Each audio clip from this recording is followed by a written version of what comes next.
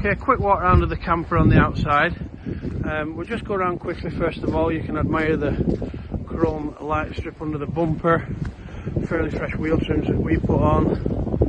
You've got your side bumper bar there, the sun visor on the front, the roof vents up there, the side awning, that's your electric hookup point there.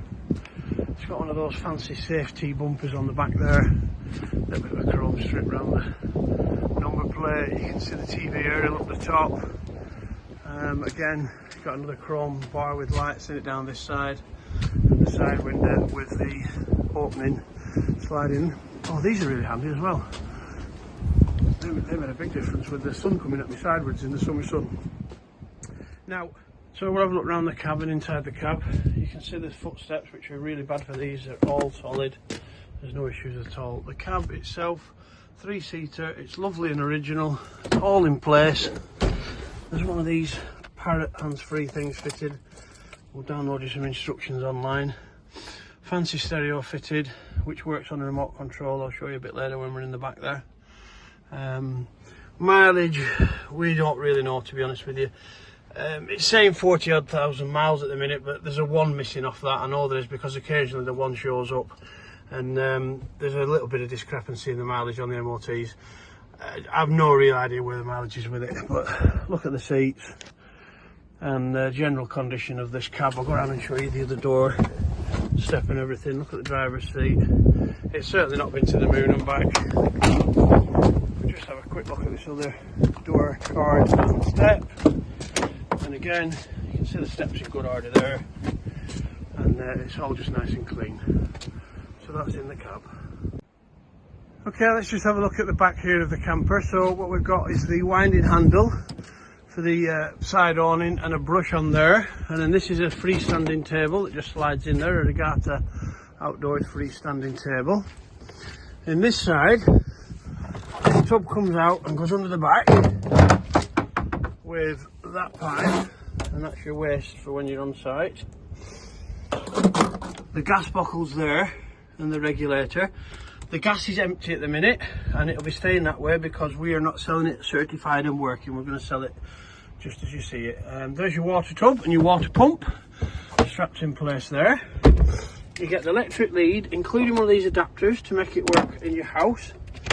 And then on this side, we've got a fire extinguisher, and these are levelling ramps, so you can level yourself up when you're in a pitch. Made by Fiamma, they're in the bag and everything. This is the back of the fridge, obviously, and the back of the little oven. That's just to keep the oven door shut when you're travelling. There we go. That's the back end here as you're looking into the back doors of the camper. This is a little kitchen window. I'm just going to show you while I'm stood outside here, because it's easy to do, but it opens like that. It keeps itself pegged open, and then you open it all the way up, and it closes again, and that's its blind there as well. Here we go. That's a little window. Okay, it's not a great day to have this wound out, so I'm going to be as quick as I can, but there's the wind out awning. You can see it's in good condition. It's not all full of green mould. The handles here hanging in. Comes out about 6 foot, I'd say. I'll go a little bit further, but I don't want to go any further because it's a windy day. And then these legs here come down and you can peg it to the floor. There's 2 foldy out legs there, but we're just going to very quickly get this wound back in again. There's the wind out awning, guys.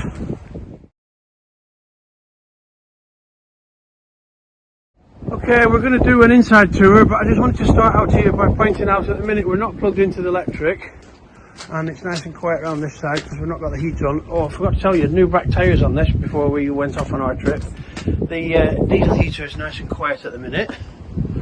So it had new back tyres, it had new oil filter, new air filter and everything before we set off on our 1,000-mile trip. So let's go inside and see where all the luxuries are. I'm just going to turn that on, which is the control for the blown air heating, and let it do its thing. So we're not on electric, we're running on batteries at the minute. There's your TV, which we've got a remote for. We've got loads of remotes, I'll explain them all. So that's enough of that one. I did say when I was in the cab it's a fancy stereo. Well, it's that fancy that we've got a remote for it. Always little on price. Subject to availability, selected stores TV only. You know what it's like when you're on that. So we can control that from there as well. And then this one does these really funky lights, look. There's 3 there. 2 more there. And that one there, which I already switched on. There you go. Now, they're battery operated, and they might look like they're flickering on these video.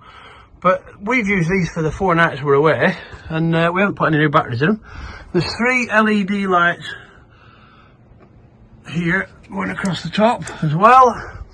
And then, I've got to say, these do nothing for me whatsoever, but there are blue LED lights all around the bottoms of this.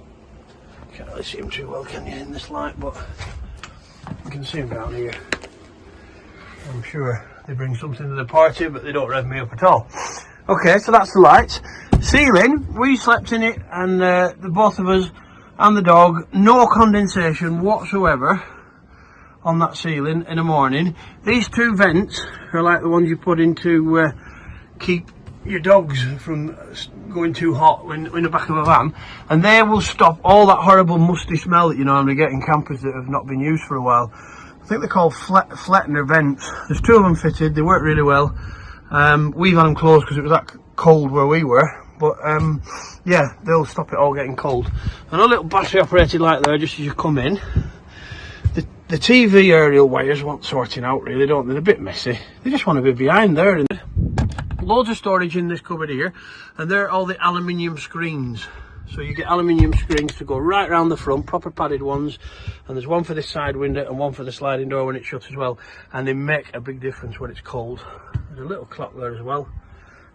So we've got seating here, which makes into a really, really comfy double bed. We didn't take the big table with us. I'll put the big table back in afterwards. We just used some slats which are under this bunk here, and the bed made a really comfy bed, and it gives a lot more room. There's also that on the back door, there's that other table you wanted to, but to be honest, we just sat on our laps, really. It wasn't a big issue at all.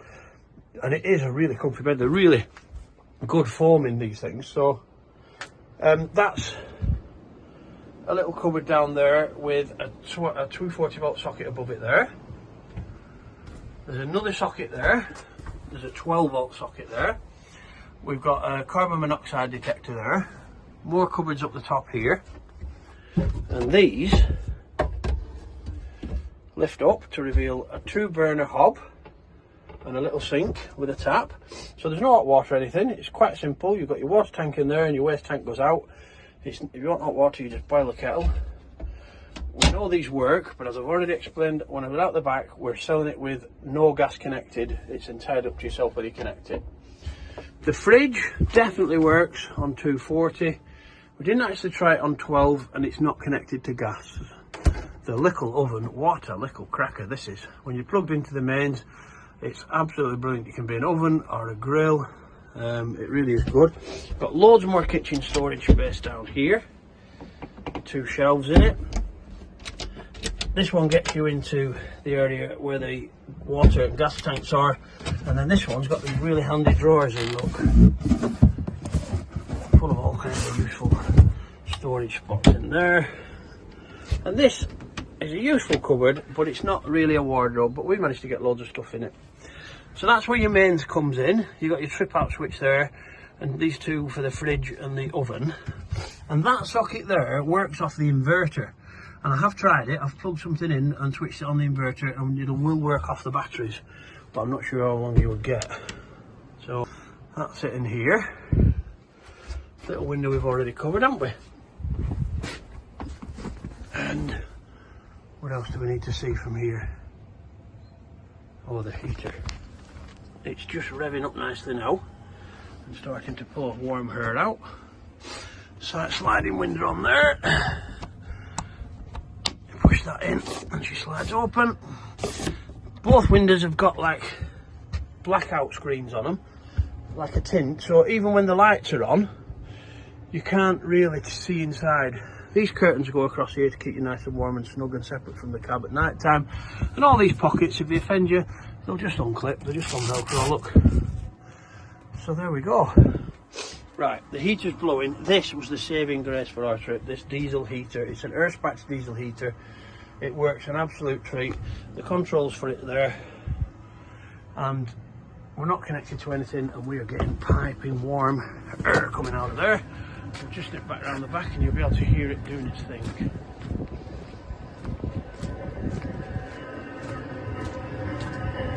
There you go, you see, she's bubbling away. So you've got everything you need for a really comfy time away. We certainly enjoyed it. We didn't feel like we needed anything.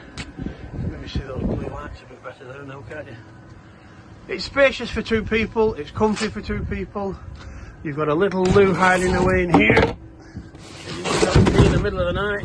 You save your traipsing across the campsite. Might not be for everybody, but you don't have to use it.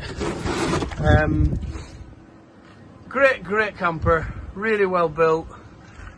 Says Campervan on the logbook. That's the most important thing for your insurance and all the rest of it. It's 9 grand, it's not 15 grand. I hope you've enjoyed watching my video.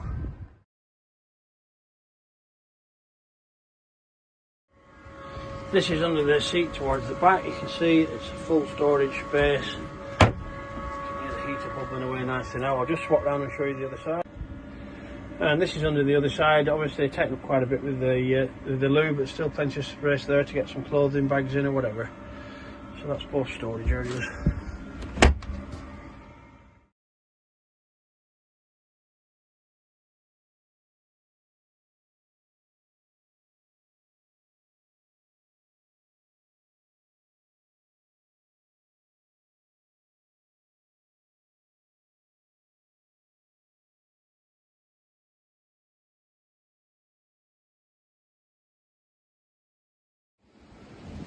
Take a look under the engine bay here. It's very, very clean and tidy on that slant panel there, and good on the chassis legs. Surface rust, but I'm pretty sure you can see on the camera. Right, we're going to attempt. I've took the oil cap off. We've done 1,000 miles. No signs of any condensation in there. Hopefully, I can do this one-handed.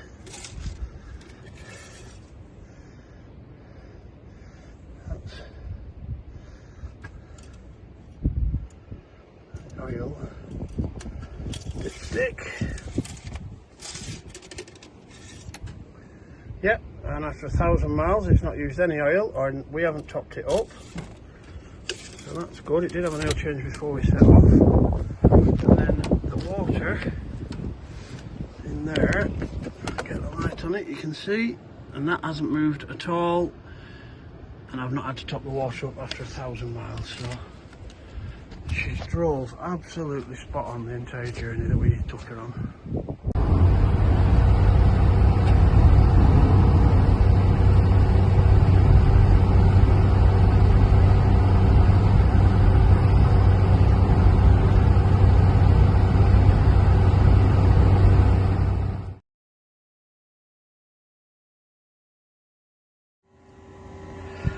Very quick look at the electric situation with the camper. I know they look a little bit Heath Robinson, but we have actually been through all of these and labelled them all. You'll notice the little stickers. We know what all of these do, and we've tested them all, and they're all working as they should. We've got two 100 amp batteries in here. There's one there and a brand new one there that costs 144 quid. That's the Earthbatch diesel heater. You can hear pumping the warm air away now, and that's that massive inverter which provides you with power to the socket in the cupboard. So I know they don't look great, all these electrics, but I have honestly been through them with a tester, and I can tell you what each one does, and I've made a list like a fuse board so you can figure it all out if you need to. They've not been a problem for us, they've been fine, and I have tested them out and there's no shorts or anything on anything.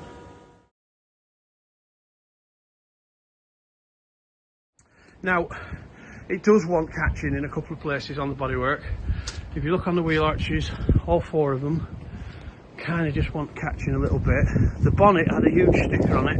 We've peeled it off, you can see the residue of the glue and that. It either wants a right good to going over with some terps to get that glue off, or maybe just a quick paint job. Again, just on this wing here, you can see it. Now the thing is with this, right, there is no filler in. As far as I can see, if you come along to do these repairs on this, you're going to be the first man on the job. You're not following anybody. It's not all full of filler already.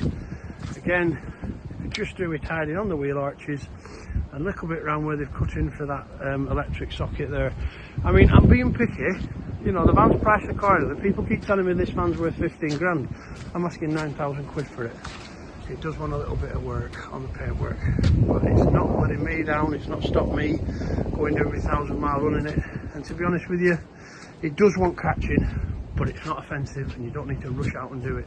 And the other thing is as well, they do a clip-on kit now, a plastic kit that goes over there and all the way down and covers both arches. I'll put a picture up. I think it's about 150 quid. You can probably put the kit on without painting it. Generally tidy, but does just want a little bit of love.